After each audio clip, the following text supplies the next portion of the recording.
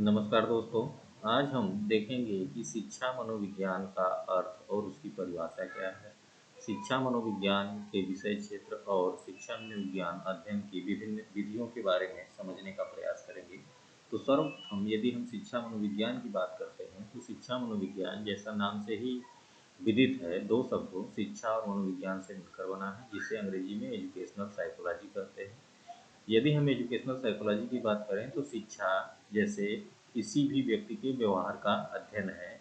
गांधी जी ने भी कहा था कि शरीर, मन और आत्मा के समुचित विकास को शिक्षा कहा जाता है। तो यदि हम किसी व्यक्ति के व्यवहार का जो है किसी व्यक्ति के व्यवहार में परिवर्तन करते हैं तो किसके माध्यम से करते हैं? शिक्षा के माध्यम से। यही शिक्षा ही जो है व्यक्ति में व्यवहार परिवर्तन को दिखलाता है। तो इस प्रकार शिक्षा का अर्थ होता है व्यक्ति के व्यवहार में परिवर्तन। यदि हम मनोविज्ञान की बात करें तो मनोविज्ञान के अर्थ में कई चीज़ें आती हैं। मनोविज्ञान का अर्थ कई जो है डिकेड्स में, कई दशकों में विकसित हुआ। जैसे सबसे पहले मनोविज्ञान का अर्थ आत्मा का विज्ञान माना गया, साइंस ऑफ सोल इसको कहा जाता था 16वीं शताब्दी तक, जिसमें जो है प्लेटो, डेकार्टेस, सुकरात वगैरह इसके समर्थक रहे। उनका कहना था कि साइकोलॉजी दो शब्दों साइकी और लोगस से मिलकर बना है।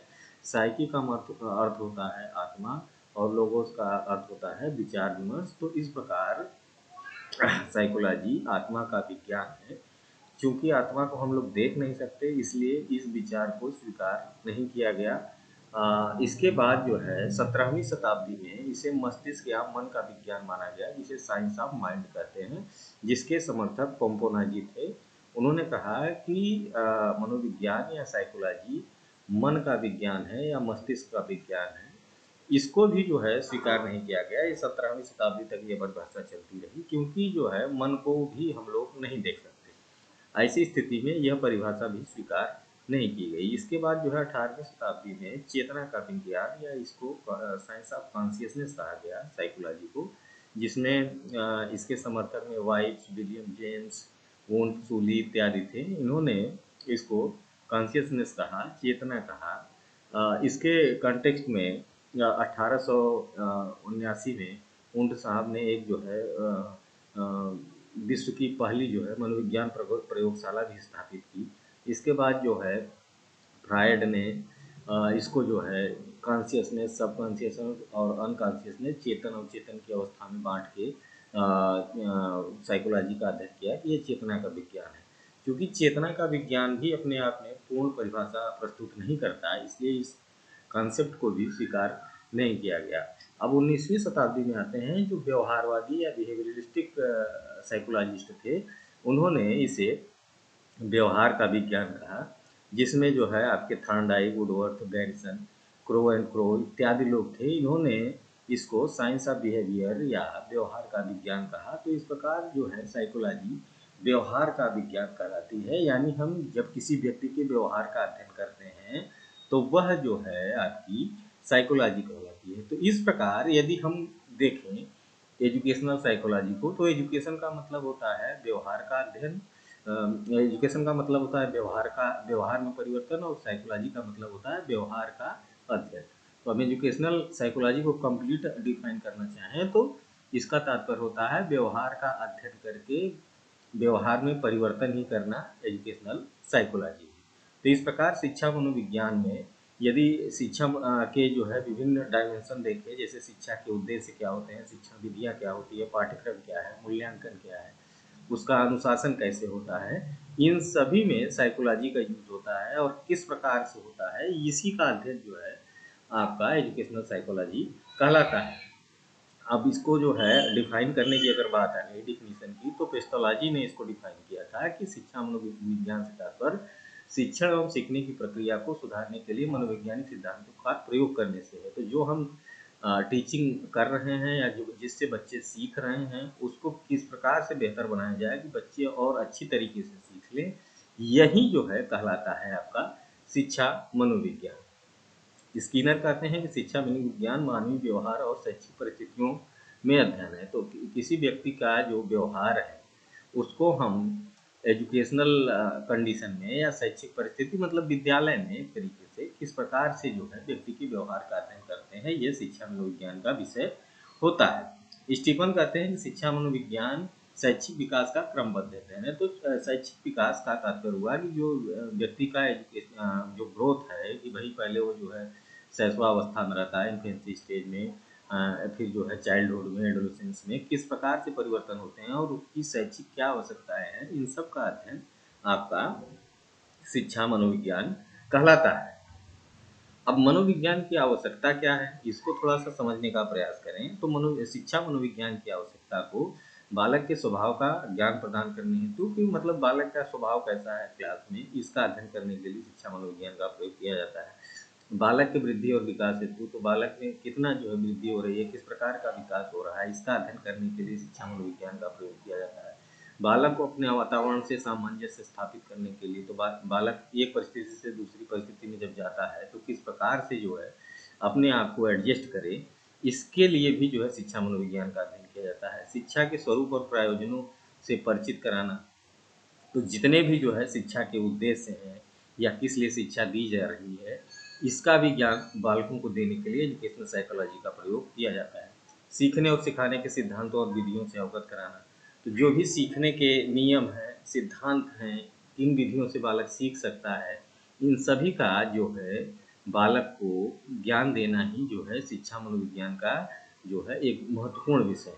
संवेग नियंत्रण और शैक्षिक महत्व अध्ययन कर, तो जो आपके इमोशंस हैं स्टूडेंट्स के या छात्रों के, बालकों के, उनका अध्ययन करके उसको कैसे नियंत्रित किया जाए, इन सब का अध्ययन भी जो है शिक्षा मनोविज्ञान की एक आवश्यक शर्त के रूप में माना जाता है। चरित्र निर्माण, बालकों में किस प्रकार से चरित्र निर्माण होता है, इसके विभिन्न विधियों का, सिद्धांतों का अध्ययन जो है करने के लिए इसकी आवश्यकता बराबर पड़ती रहती है। विद्यालय में पढ़ाए जाने वाले विषयों में छात्र की योग्यता का माप करने के लिए कि किस प्रकार से छात्र जो है सीख रहे हैं, और उसको उसका जो है मूल्यांकन करके बालकों में और सुधार किस प्रकार किया जाए, इसके लिए भी शिक्षा मनोविज्ञान की आवश्यकता बराबर पड़ती रहती है। फिर जो है शिक्षा विज्ञान के तथ्यों और सिद्धांतों की जानकारी के लिए विभिन्न प्रकार के जो सिद्धांत हैं शिक्षा मनोविज्ञान के, उनका अध्ययन करने के लिए शिक्षा मनोविज्ञान अति आवश्यक विषय के रूप में माना जाता है। यदि हम इसके विषय क्षेत्र या स्कोप की बात करें, एरिया कि किन किन एरिया में शिक्षा मनोविज्ञान का अध्ययन किया जाता है, तो उसमें देखिए बहुत ढेर सारी हैं विधियाँ। यदि एग्जाम में इस प्रकार के प्रश्न आते हैं तो इसमें पूरा का पूरा जो एजुकेशनल साइकोलॉजी का सिलेबस है वही मेंशन किया जाता है, और उसके जितने डायमेंशन हैं वो सारे के सारे लिखे जाते हैं। अब जैसे शिक्षा मनोविज्ञान के स्कोप या विषय क्षेत्र की बात करें तो पहला है अधिगम। अब लर्निंग में जो भी लर्निंग के सिद्धांत हैं, लर्निंग किस प्रकार से होती है, ट्रांसफर ऑफ लर्निंग क्या है, वो सारे के सारे विषय आपके विषय क्षेत्र के रूप में एजुकेशनल साइकोलॉजी के स्कोप के रूप में आते हैं। शिक्षण विधियाँ, किन किन शिक्षण विधियों से बालकों को शिक्षा दी जाती है, कौन कौन सी ऐसी टीचिंग मेथड है जो बहुत इफेक्टिव है, किस क्लास के लिए, किस एज के लिए, इसका जो है अध्ययन या स्कोप जो है विषय क्षेत्र शिक्षा मनोविज्ञान के अंतर्गत रहता है। शिक्षा मनोविज्ञान इसका भी अध्ययन करता है। अनुशासन है, डिसिप्लिन, तो छोटे बालकों में, बच्चों में, या जो है जो बड़े हो गए हैं, एडल्ट हो गए हैं, उनमें किस प्रकार से अनुशासन बनाया जाए, इसका भी अध्ययन जो है विषय क्षेत्र एजुकेशनल साइकोलॉजी के अंतर्गत आता है। फिर शिक्षण सहायक सामग्री है, हाँ, कि टीचिंग एड्स, कौन कौन से नए नए टीचिंग एड्स आ गए हैं जिनसे बालकों को और इफेक्टिव तरीके से सिखाया जाए, ये भी जो है शिक्षा मनोविज्ञान अध्ययन करती है। बाल मनोविज्ञान जैसे चाइल्ड पेडागाजी है, तो बालकों में जो छोटे छोटे बच्चे हैं, हाँ, 6 से जो है 12 साल के, 5 से 12 साल के, 10 साल के, उनके लिए किस प्रकार की टीचिंग मेथड का प्रयोग किया जाए, किस प्रकार से जो है उनको पढ़ाया जाए, कौन कौन सी ऐसी लर्निंग थियरीज हैं जिनसे उनको आसानी से समझ में आ जाए, ये सब की जानकारी जो है इसका भी जो है स्कोप शिक्षा मनोविज्ञान के अंतर्गत आता है। किशोर मनोविज्ञान है, एडल्ट साइकोलॉजी है, इसका भी अध्ययन किया जाता है। अध्यापकों का मानसिक स्वास्थ्य, मेंटल हेल्थ जो टीचर का है उसका अध्ययन, पर्सनालिटी, व्यक्तित्व कितने प्रकार का होता है, एक्सट्रोवर्ट, इंट्रोवर्ट, एम्बिवर्ट, कौन कौन सी थियरीज हैं, कैसे व्यक्तित्व प्रभावित होता है, इन सब का अध्ययन भी जो है शिक्षा मनोविज्ञान के अंतर्गत किया जाता है। विद्यार्थियों का शारीरिक विकास किस प्रकार का होता है, विद्यार्थियों का सामाजिक विकास किस प्रकार से होता है, उनका संवेगात्मक विकास किस प्रकार से होता है, उनका नैतिक या मोरल डेवलपमेंट किस प्रकार का होता है, उनका आध्यात्मिक या इंटेलेक्चुअल डेवलपमेंट किस प्रकार का होता है, उनका बौद्धिक क्या है कि इंटेलिजेंस कैसा जो है कैसे डेवलप होता है। ये सारी की सारी चीज़ें जो है शिक्षा मनोविज्ञान के अंतर्गत आती हैं, इनका अध्ययन इसी में होता है। मोटिवेशन अभिप्रेरणा क्या है, कैसे जो है बालक अभिप्रेरित होते हैं, कैसे जो है सीखने के लिए और जो है आगे बढ़ के सीखते हैं। हाँ, फिर है स्मरण, मेमोरी और विस्मरण, फॉरगेटिंग, कैसे बच्चों में मेमोरी होती है, कैसे बच्चे जो है चीज़ों को याद करते हैं और कैसे भूल जाते हैं। इनका रुचि और अभियंता, इंटरेस्ट, बच्चों में कैसे इंटरेस्ट डेवलप होता है, इंटरेस्ट कितने प्रकार का होता है, एप्टीट्यूड है, क्षमता है, अभिवृत्ति है, एटीट्यूड है, कैसे बालकों का जो है दृष्टिकोण परिवर्तित होता है। हाँ, निर्देशन और परामर्श, गाइडेंस एंड काउंसलिंग, समूह मनोविज्ञान, ग्रुप डायनामिक्स, हाँ, विशिष्ट बालक का जो है पालन, जो विशिष्ट बालक है, चाहे बहुत तेज हैं, चाहे पढ़ने में बहुत कमज़ोर हैं, हाँ, चाहे फिजिकली चैलेंज बच्चे हैं, उनके लिए किस प्रकार का जो है सिलेबस चाहिए, किस प्रकार से उनकी पढ़ाई लिखाई हो, इन सब का। बाल अपराध है, चाइल्ड डेलिक्वेंसी जिसको कहते हैं, जो बच्चे बाल अपराधी बन जाते हैं, उनको किस प्रकार से समाज की मुख्य धारा में लाया जाए। हाँ, सृजनात्मकता है, क्रिएटिविटी, समायोजन, एडजस्टमेंट, तो ये सारी की सारी चीज़ें सब शिक्षा मनोविज्ञान के विषय क्षेत्र के रूप में आती हैं। अब देखें कि शिक्षा मनोविज्ञान के अध्ययन की कौन कौन सी विधियां हैं। तो जब हम अध्ययन की विधियों की बात करते हैं तो शिक्षा मनोविज्ञान किस प्रकार से जो है शिक्षा मनोविज्ञान का अध्ययन किया जाए, तो इसमें देखिए दो मेजर कैटेगरी हैं। एक है ऑब्जेक्टिव मेथड और दूसरा है सब्जेक्टिव मेथड। आत्मनिष्ठ विधियां या उसको सब्जेक्टिव कहते हैं। यहाँ पर थोड़ा सा जो है वो टाइपिंग एरर है। तो आत्मनिष्ठ का मतलब सब्जेक्टिव हो गया और वस्तुनिष्ठ का मतलब हो गया ऑब्जेक्टिव। तो आत्मनिष्ठ विधियां ऐसी होती हैं जिसमें जो है व्यक्ति अपने से स्वयं से जवाब देता है। अगर आप उससे कोई प्रश्न करेंगे तो वो स्वयं से जवाब देगा, ठीक है। और दूसरी वस्तुनिष्ठ, इसमें व्यक्ति जो है वस्तुनिष्ठता रहती है, इसमें कुछ छुपा नहीं सकता, सही सही जवाब देता है। तो इसके अंतर्गत दो विधियां आती हैं, एक इंट्रोस्पेक्शन जिसको आत्मनिरीक्षण कहते हैं और दूसरा जीवन इतिहास विधि या केस स्टडी मेथड। वस्तुनिष्ठ या ऑब्जेक्टिव मेथड में कई विधियां हैं, जैसे एक्सपेरिमेंटल मेथड है, जीवन इतिहास लाइफ हिस्ट्री मेथड है, रेमेडियल मेथड है, डेवलपमेंटल मेथड है, साइकोनालिटिकल मेथड है, और फिर जो है स्टैटिकल मेथड है, टेस्ट मेथड है, इंटरव्यू मेथड है, क्वेश्चनियर है, डिफरेंशियल मेथड है, साइकोफिजिक्स मेथड है। तो उसमें ढेर सारी विधियां हैं। यहाँ पर एक दो विधियों की जानकारी दे देते हैं कि जैसे इंट्रोस्पेक्शन मेथड क्या होता है, आत्मनिरीक्षण विधि क्या होती है, इसके जो है क्या लाभ हैं और क्या हानियां हैं, इसको समझ लें। तो आत्मनिरीक्षण जैसे नाम से ही है इंट्रोस्पेक्शन, कि व्यक्ति स्वयं से अपने अंदर देखता है उसमें कौन कौन सी अच्छाइयाँ हैं, कौन कौन सी कमियाँ हैं। ये बालक जब स्वयं से बता लेता है, व्यक्ति स्वयं से बता लेता है, तो ये आत्मनिरीक्षण विधि के अंतर्गत आता है। आत्मनिरीक्षण विधि को भी जो अंतर्दर्शन या जो अपने अंदर ध्यान झांकने की प्रवृत्ति या अंतर्निरीक्षण विधि भी कहते हैं। स्टाउट ने इसको परिभाषित करते हुए कहा है कि अपनी मानसिक क्रियाओं का क्रमबद्ध अध्ययन ही अंतर्निरीक्षण कहलाता है। तो आपके अंदर जो भी मानसिक क्रियाएं हैं, जो भी कुछ चल रहा है, अगर उसको जो है आप समझ लेते हैं तो ये आपका इंट्रोस्पेक्शन है। वुडवर्थ कहते हैं कि आत्मनिरीक्षण है। हाँ, इंट्रोस्पेक्शन स्वयं से अपने आप को निरीक्षित करने की प्रक्रिया है। लाक कहते हैं कि मस्तिष्क द्वारा अपनी स्वयं की क्रियाओं का निरीक्षण। तो आपका मस्तिष्क जब आपकी स्वयं की क्रियाएं जो है निरीक्षित करता है या उसका इंस्पेक्शन करता है, तो ये आपका इंट्रोस्पेक्शन के अंतर्गत आता है, ठीक है। हाँ, कोई भी व्यक्ति हो एक टाइम में बैठ के सोचता है कि मान लीजिए आज दिन में हमने क्या किया, तो जब ये कार्य आप करते हैं तो ये आत्मनिरीक्षण की श्रेणी में आता है। अंतर्दर्शन का अर्थ होता है अपने आप में देखना, ठीक है। To see in yourself या वन सेल्फ, अपने आप में देखने की प्रक्रिया ही अंतर्दर्शन कहलाती है। तो अपने आप को आप किस प्रकार से देखते हैं, यह पूरी की पूरी प्रक्रिया अंतर्दर्शन के अंतर्गत आती है। इसमें जो है इसको बी एन झा कहते हैं कि आत्मनिरीक्षण अपने स्वयं के मन का निरीक्षण करने की प्रक्रिया है। यह प्रक्रिया एक प्रकार का आत्मनिरीक्षण है जिसमें हम किसी मानसिक क्रिया के समय अपने मन में उत्पन्न होने वाली स्वयं की भावनाओं और सब प्रकार की प्रतिक्रियाओं का निरीक्षण, विश्लेषण और वर्णन करते हैं। तो जब हम आत्मनिरीक्षण करते हैं तो हमारी जितनी भी फीलिंग्स हैं, जितने भी जो है एंगर है या कुछ भी किसी प्रकार की जो प्रतिक्रिया है, उसका सभी का जब हम निरीक्षण करते हैं तो वह आत्मनिरीक्षण की श्रेणी में आता है। अब आत्मनिरीक्षण से क्या लाभ होता है अंतर्दर्शन विधि से, कि इससे जो है आपको अपने बारे में जानकारी, आपके अपने मनोविज्ञान के बारे में जानकारी मिल जाती है। इसमें जो है फिर है अन्य विधियों में सहायक, यह अन्य विधियों को में सहायक होती है कि अन्य विधियों से जो प्राप्त नियम है, सिद्धांत हैं, उनकी व्याख्या करने में बहुत सहायता करता है।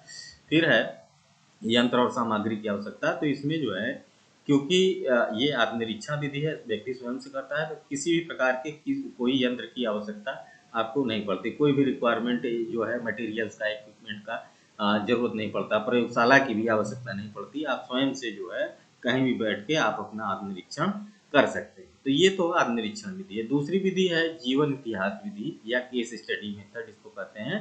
इसमें जब हम अ, किसी व्यक्ति का संपूर्ण अध्ययन करते हैं, उसके जन्म से लेकर उसके अभी वर्तमान समय तक की जो भी परिस्थितियां रही हों, उसका संपूर्ण अध्ययन करते हैं, तो वो केस स्टडी कहलाता है। मतलब एक केस को लेकर, एक व्यक्ति को लेकर उसका संपूर्ण अध्ययन किया जाए, तो वह केस अध्ययन कहलाता है। ये विशेषकर जो है, जो मानसिक रोगी हैं या अपराधी हैं या समाज विरोधी जो व्यक्ति हैं, उनके लिए किया जाता है कि ये क्यों जो है ऐसे बन गए हैं, इसके लिए जो है इस प्रकार के अध्ययन किए जाते हैं। अब इसमें जो है कोई भी व्यक्ति हो, जीवन इतिहास द्वारा मानव व्यवहार का अध्ययन किया जाता है। तो इसमें जो है किसी व्यक्ति के व्यवहार का संपूर्ण अध्ययन उसके जन्म से लेकर उसकी जो है लास्ट अवस्था तक, जब तक जो है वो वर्तमान समय में जिंदा है या मर गया, तब तक के लिए किया जाता है कि ऐसा क्यों हो गया। विशेषकर विशेष व्यक्ति जो समाज में रहते हैं, जो विशेष आवश्यकता वाले बच्चे हैं, मान लीजिए कोई जो है मानसिक रूप से विक्षिप्त है या इस प्रकार का व्यक्ति, या जो बाल अपराधी होते हैं, या जो है समाज विरोधी व्यक्ति हैं, उनका जो है अध्ययन इसमें किया जाता है।